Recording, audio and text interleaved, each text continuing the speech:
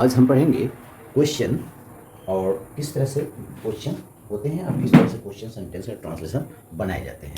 तो आइए आज हम शुरुआत करते हैं। क्वेश्चन जो होते हैं वो क्वेश्चन से पूछे जाते हैं। वो क्वेश्चन दो तरह के होते हैं, एक को हम कहते हैं OTQ और एक को कहते हैं DTQ। दो तरह के क्वेश्चन हुए। OTQ को हम कहते हैं objective type question, objective type question ना। तो ये ऑब्जेक्टिव टाइप क्वेश्चन हम इसलिए कर रहे हैं कि इसका जवाब यस और नो में संभव हो सकता है। ठीक है, तो इसको कुछ ग्रामेरियन जो है यस नो क्वेश्चन भी कहते हैं और हम इसे जनरली इंट्रोगेटिव सेंटेंस के नाम से जानते हैं। जनरली इसे हम इंट्रोगेटिव सेंटेंस के नाम से जानते हैं। और DTQ जो होता है वो होता है डिस्क्रिप्टिव टाइप क्वेश्चन ना, डिस्क्रिप्टिव टाइप क्वेश्चन जिसका जवाब यस नो में संभव नहीं होता है ना। इसका जवाब डिस्क्रिप्शन में देना होता है, कुछ ना कुछ बोलना होता है। तो ये कोई ना कोई क्वेश्चन वर्ड से शुरू होता है ना। ये इसमें जो है WH क्वेश्चन जैसे व्हाट है, वाई है ना, हाउ है, वेयर है, एसेट्रा एसेट्रा, ये सारे ETC जो आते हैं इससे शुरुआत होते हैं। तो इस तरह के क्वेश्चन किस तरह से प्रयोग किए जाते हैं, देखने में तो लगते हैं कि ये क्वेश्चन वर्ड्स होते हैं। और क्वेश्चन वर्ड जो होते हैं वो आपका प्रोनाउन भी हो सकते हैं, एडजेक्टिव भी हो सकते हैं और एडवर्ब भी हो सकते हैं। तो उसको हम ग्रेजुअली एक एक करके जानने का प्रयास करेंगे ना। तो आइए हम आज शुरुआत करते हैं एक एक करके। तो हम आज सिर्फ जाएंगे OTQ क्वेश्चन ना। तो जैसा कि आप लोग जानते हैं कि टेंस में 12 टेंसेज होते हैं ना। और टेंस में एक्शन होता है, where there is action there is tense. जहाँ एक्शन होता है, जहाँ कोई काम होता है वहीं पे कोई ना कोई, जहाँ एक्शन होता है वहाँ टेंस होता है। और इस प्रकार टेंस हमारे 12 होते हैं, प्रत्येक सिंपल प्रेजेंट टेंस और simple past tense, simple future tense. और इस प्रकार हम देखते हैं कि दो टेंसेज जो होते हैं, सिंपल प्रेजेंट टेंस जिसको हम प्रेजेंट इंडेफिनिट टेंस भी कहते हैं ना, सिंपल प्रेजेंट टेंस, और दूसरा जो होता है सिंपल पास्ट टेंस, बराबर।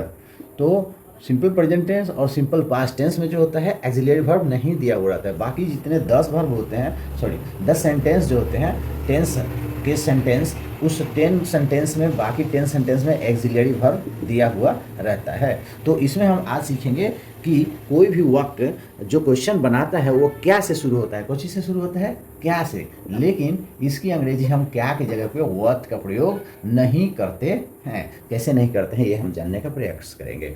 तो ये सिंपल प्रेजेंट टेंस और सिंपल पास्ट टेंस में अपने तरफ से लगाया जाता है। तो सबसे पहले हम एक लेकर चलते हैं सिंपल प्रेजेंट टेंस को। तो सिंपल प्रेजेंट टेंस में हम देखते हैं, सिंपल प्रेजेंट टेंस के वाक्य को देखते हैं। तो आई गो, यह सिंपल प्रेजेंट टेंस के वाक्य है। ही गोज टू मार्केट ना, कि वह बाजार जाता है ना। यह सब्जेक्ट के बाद V1 या V5 इसका स्ट्रक्चर होता है, सब्जेक्ट प्लस V1 या V5 प्लस अदर वर्ड्स। ये स्ट्रक्चर किसका होता है, यह सिंपल प्रेजेंट टेंस का होता है। अब इसको अगर हम क्या से शुरू करते हैं, जैसे आई गो मैं जाता हूँ, अगर इसका हिंदी हो रहा है तो क्या वह पढ़ता है, ये अगर सेंटेंस हमको आता है ट्रांसलेशन बनाने के लिए, तो इस क्या की अंग्रेजी व्हाट नहीं होता है। हम सिर्फ वो पढ़ता है कि ट्रांसलेशन अगर हम बनाते हैं तो बना रहे हैं कि ही रीड्स, ठीक है। लेकिन जब इसी को क्वेश्चन बनाना रहता है तो इसको स्मॉल में कन्वर्ट कर देते हैं और अपने तरफ से यहाँ पे हम क्या लगाते हैं, डज ना, डज ही रीड, और ये प्रश्नवाचक चिन्ह हो जाता है। और इस प्रकार ये हमारा क्या वाला यानी OTQ question, objective type question बनकर के तैयार हो गया ना। अब अगर ये निगेटिव होता है तो डज नॉट का हम प्रयोग करेंगे। जैसे अगर यहाँ पे यही रहता है कि क्या वह नहीं पढ़ती है, नहीं पढ़ती है, ठीक है। तो क्या अगर वह नहीं पढ़ती है तो हम यहाँ पे डज का प्रयोग करेंगे और यहाँ पे सब्जेक्ट के बाद नॉट का प्रयोग करते हैं, डज शी नॉट स्टडी, बराबर। यहाँ पे बहुत सारा कन्फ्यूजन होता है कि पढ़ती के अंग्रेजी रीड होना चाहिए, लेकिन रीड का अर्थ तभी हम प्रयोग रीड करेंगे पढ़ती के जगह पे कि जब वहाँ पे कोई, तो हम यहाँ पे देखते हैं कि रीड का प्रयोग हम तभी हम यहाँ पे करेंगे पढ़ने की जगह पे कि अगर इधर बुक दिया होगा तब। रीड मतलब होता है रीडिंग करना, पढ़ना ठीक है, यहाँ पढ़ने का अर्थ है अध्ययन करना, ठीक है, तो यहाँ पे ये प्रयोग किया जाएगा। Is that clear? अब हम चलते हैं आपको सिंपल पास्ट। दूसरा देखते हैं सिंपल पास्ट टेंस। तो सिंपल पास्ट टेंस का स्ट्रक्चर क्या होता है? Subject plus V2 plus other word, यानी वर्ब का दूसरा रूप यहाँ पे प्रयोग किया जाता है सिंपल पास्ट टेंस के वाक्य में। तो अगर हम लिखते हैं यहाँ पे कि वह, क्या वह गया, क्या वह गया, सिंपल पास्ट टेंस की क्या पहचान होती है ना? इसकी पहचान क्या होती है? या, ये ना, यह ताथा तिथि तेथे, इसकी पहचान होती है। तो क्या वह गया ना, तो क्या वह गया, तो यहाँ पे वह गया का क्या होगा? He went. ओके, लेकिन यह ध्यान रखिएगा कि जब भी किसी का क्वेश्चन बनाया जाता है तो कोई भी वर्ब हो, V3 हो या V2 हो, वो हमेशा वर्ब 1 में कन्वर्ट हो जाता है। तो ये ही अपनी जगह पर रहेगा, ये स्मॉल से शुरू हो जाएगा, और यहाँ पे पास्ट टेंस है तो डिड का प्रयोग किया, डिड ही गो ना, और प्रश्नवाचक चिन्ह हो गया, ये हमारा बन गया। ठीक है, अब निगेटिव है तो बहुत ही आसान है। आप एक दूसरा सेंटेंस यहाँ देख रहे हैं, क्या तुमने नहीं खाना खाया, तो ये निगेटिव सेंटेंस बहुत ही आसान है कि अगर हम इसको बनाते हैं कि क्या तुमने नहीं खाया, अगर निगेटिव होगा तो इसका इंट्रोगेटिव बनाना यानी OTQ बनाना बहुत ही आसान होता है। तुमने खाना नहीं खाया, इसका हम ट्रांसलेशन अगर बनाते हैं तो क्या होगा? यू डिड नॉट ईट ना, ईट के बाद फूड भी लगा सकते हैं या सिर्फ ईट भी लिखेंगे तो चलेगा। और इस प्रकार अगर निगेटिव सेंटेंस दिया हुआ है तो हम आसानी से इसको इंट्रोगेटिव बनाने के लिए ये डीड को यहाँ से हटा करके और हम इसको शुरू में कर देते हैं डीड, और ये प्लूरल है, कैपिटल लेटर से लिखा गया तो सिंगुलर से कर देंगे, तो did you not eat food, प्रश्नवाचक चिन्ह का यहाँ प्रयोग कर दिया जाएगा। Is that clear? बाकी 10 सेंटेंस के स्ट्रक्चर में अगर आपको प्रॉब्लम हो रहा है, टेंस का स्ट्रक्चर अगर आप नहीं जान पाइएगा तो थोड़ी सी परेशानी हो सकती है। तो टेंस जो है हम उसका भी आपको एक अलग वीडियो में डाल देंगे। यहाँ पे हम तो मेनली आपको क्वेश्चन लेकर के आए हुए हैं कि OTQ क्वेश्चन और DTQ क्वेश्चन कैसे बनता है। तो आइए इसको हम देखने का प्रयास करते हैं। अब हम दूसरे सेंटेंस की बात करें तो दूसरा कोई भी सेंटेंस, मतलब कोई भी टेंस का वाक्य ले लेते हैं। तो अगर हम मान लीजिए कंटिन्यूअस टेंस का लेते हैं कि वह खेल रहा है, वह खेल रहा है, बराबर। अब यहाँ पे अगर हम इसमें शुरू में क्या लगा देते हैं कि क्या वह खेल रहा है, तो अगर यहाँ पे क्या वह खेल रहा है तो हम खेल रहा है कि अगर ट्रांसलेशन जान रहे हैं तो क्या वह खेल रहा है का ट्रांसलेशन बनाना बहुत ही आसान है। वह खेल रहा है का क्या होगा कि ही इज़ प्लेइंग ना, जैसे कि हम जानते हैं वर्क इज गोइंग ऑन, यहाँ पे काम जारी है, तो वैसी स्थिति में ING का प्रयोग किया जाता है। कहीं भी काम अगर जारी है, चाहे वो प्रेजेंट हो, पास्ट हो, फ्यूचर हो, कोई भी कंटिन्यू होगा तो ING का प्रयोग किया जाता है। यहाँ एक्सिलरी वर्ब प्रयोग किया गया है। अब एक्सिलरी वर्ब जिसका प्रयोग आसानी से हम क्या की अंग्रेजी लिखते हैं, इसको हम स्मॉल कर देते हैं, इसको यहाँ से हटाकर वाक्य के शुरू में कैपिटल लेटर से लिख देते हैं, और ये कैपिटल लेटर से लिखा था स्मॉल, वो अपने जगह पर ही रह गया, प्रश्नवाचक चिन्ह लगा दिए, थोड़ा गैप हो गया है, मीठा है इसलिए। तो आप इसको बराबर एक लाइन से लिख सकते हैं, इज ही प्लेइंग, क्या वह खेल रहा है, इज इट इज ना, बहुत ही आसान तरीका है ना। जैसे अब हम दूसरा सेंटेंस एक लेते हैं ना। अब यहाँ पे देखिए दूसरा सेंटेंस, क्या उसने तुम्हें आमंत्रित किया है, तो उसने तुम्हें आमंत्रित किया है का क्या होगा? ही, ये किया है, या है, ये है, या चुका है, चुकी है, चुकी है, दिया रहता है, तो क्या होता है? प्रेजेंट परफेक्ट टेंस होता है। परफेक्ट में V3 का प्रयोग किया जाता है, और परफेक्ट या है, ये है, अर्थात परफेक्ट मतलब क्या हुआ कि फिनिक्स हो गया, निश्चित हो गया, काम को खत्म हो चुका है। क्या उसने आमंत्रित किया है, यानी आपका काम समाप्त हो। इस प्रकार हम आशा करते हैं कि आप जानते होंगे कि प्रेजेंट परफेक्ट टेंस जो है उसमें हैज का प्रयोग किया जाता है। तो ही के साथ क्या लगेगा? Has, he has invited you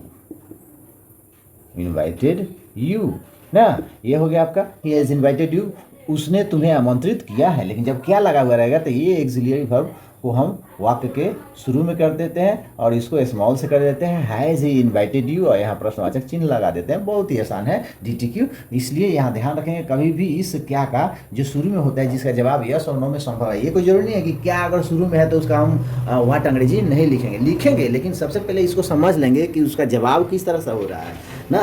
वो जवाब हमें यस नो में संभव है या नहीं है। अगर ये कोई पूछे क्या उसने तुम्हें आमंत्रित किया, तो हम जवाब क्या बोलेंगे? यस नो कह सकते हैं। लेकिन अगर क्या से स्टार्ट होने वाला कोई वाक्य है और उसका जवाब यस नो में संभव नहीं है, तो वो आपका ऑब्जेक्टिव क्वेश्चन नहीं होगा। अब यहाँ देखते हैं कि क्या वे खेल रहे थे, ये पास्ट टेंस में है, कंटिन्यूअस है, ING लगेगा, वर्क इज गोइंग ऑन, तो हम वे का साथ जो एक्सिलरी वर्ब प्रयोग किया जाता है उसको हम पहले ही लिख देते हैं। तो यहाँ थे है तो वर पहले का प्रयोग कर दिया जाएगा, वर दे, वर दे प्लेइंग। बहुत ही आसान तरीका से बन गया। ये प्रश्नवाचक चिन्ह हम यहाँ पे अवश्य लगा देंगे।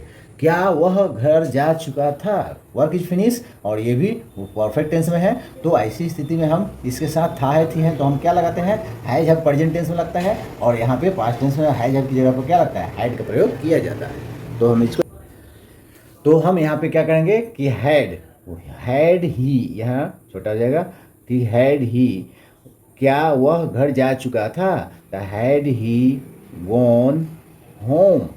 ठीक है, जनरली हम गो और गोइंग वेंट के साथ टू लगाते हैं, लेकिन घर जाने के साथ टू नहीं लगाते हैं, क्योंकि घर अंतिम डेस्टिनेशन होता है, जाके आने की संभावना नहीं होती है। आप देख सकते हैं कि जब हम कहीं जाते हैं, I am going to market लिख देते हैं ना, लेकिन गोइंग टू मार्केट कैसे लिखेंगे हम, तब जब हमको मार्केट से फिर वापस आना रहता है। लेकिन गोइंग के साथ, गोन के साथ याद रखेंगे कि होम के पहले टू, गो अगर आया हो तो इसके बीच में टू का प्रयोग नहीं करते हैं। आइए कुछ फ्यूचर टेंस का वाक्य लेते हैं।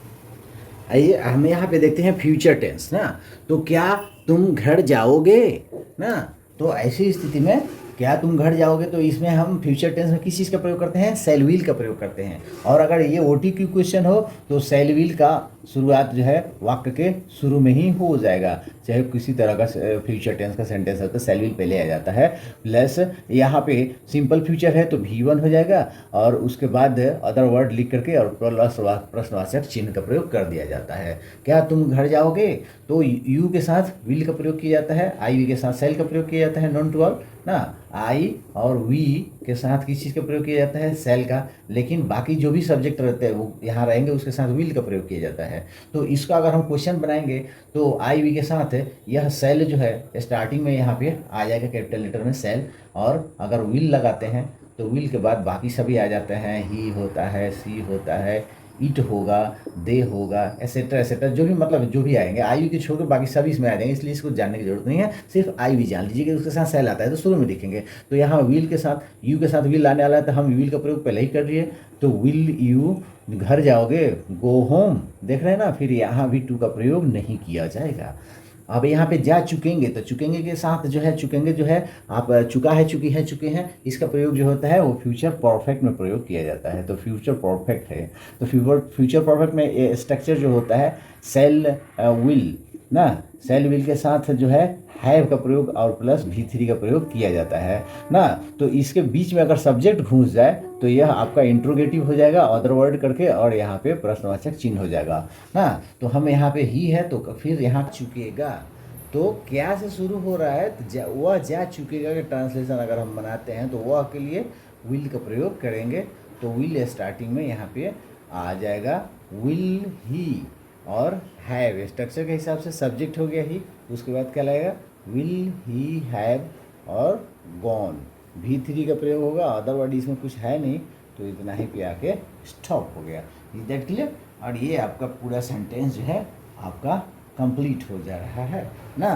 तो इस प्रकार टेंस के सेंटेंस में या अन्य कोई भी जो टेंस से रिलेटेड नहीं है, कोई भी सेंटेंस है जिसका यस नो में जवाब है, अगर उसमें एक्सिलरी वर्ब दिया हुआ है तो सिर्फ एक्सिलरी वर्ब को बाहर निकालेंगे ना, ऐसी गलती। अब यहाँ पे डबल एक्सिलरी वर्ब का प्रयोग किया गया है, शैल हैव, विल हैव।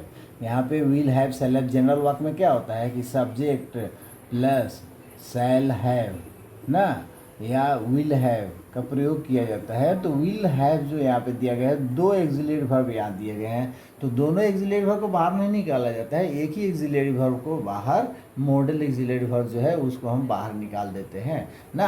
अगर ये निगेटिव शब्द, इसको अगर निगेटिव बनाना रहा तो ऐसी स्थिति में निगेटिव बनाने के लिए नॉट का प्रयोग हम यहाँ पे कर सकते हैं। अदरवाइज ये स्पोकन में क्या होता है, यहाँ पे वॉन्ट शब्द का प्रयोग विल नॉट का शॉर्ट फॉर्म में है, यहाँ पे प्रयोग होगा वॉन्ट ही हैव गॉन ना, वॉन्ट ही हैव गॉन, क्या वह नहीं जा चुकेगा ना। तो वॉन्ट का हम प्रयोग स्पोकन में कर सकते हैं, लेकिन जब रिटन में आता है तो नॉट का प्रयोग सब्जेक्ट के बाद किया जाता है। धन्यवाद। इसके साथ ही हम लोग अगला वीडियो में आपसे मिलेंगे, तब तक के लिए धन्यवाद। ये वीडियो, ये जो टॉपिक है ये बहुत लंबा होने वाला है, तो आप लगे रहिए, बने रहिए। धन्यवाद।